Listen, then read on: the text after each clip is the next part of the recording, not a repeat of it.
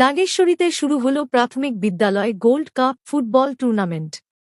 কুড়িগ্রামের নাগেশ্বরী থেকে উপজেলা প্রতিনিধি রফিকুল ইসলামের পাঠানো প্রতিবেদনে থাকছে বিস্তারিত।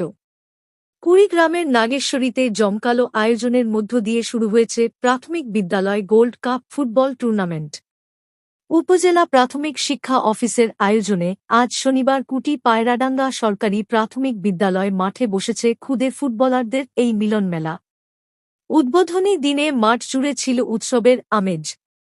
খেলা শুরুর আগে বিভিন্ন প্রাথমিক বিদ্যালয়ের শিক্ষার্থীরা মাঠে দারুণ শারীরিক কসরত প্রদর্শন করে উপস্থিত সবাইকে মুগ্ধ করে। টুর্নামেন্টে প্রধান অতিথি ও উদ্বোধক হিসেবে উপস্থিত ছিলেন কুড়িগ্রাম বিয়োগ-1 আসনের সংসদ সদস্য জনাব আনোয়ারুল ইসলাম।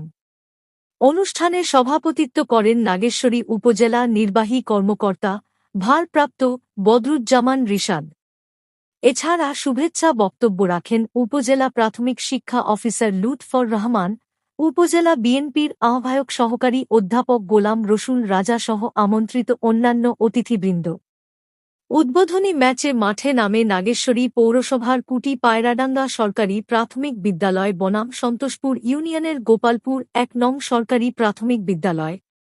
এবারের টুর্নামেন্টে উপজেলার ১৪টি ইউনিয়ন ও ১টি পৌরসভা থেকে বালক ও বালিকা মিলিয়ে মোট ৩০টি দল অংশ নিচ্ছে।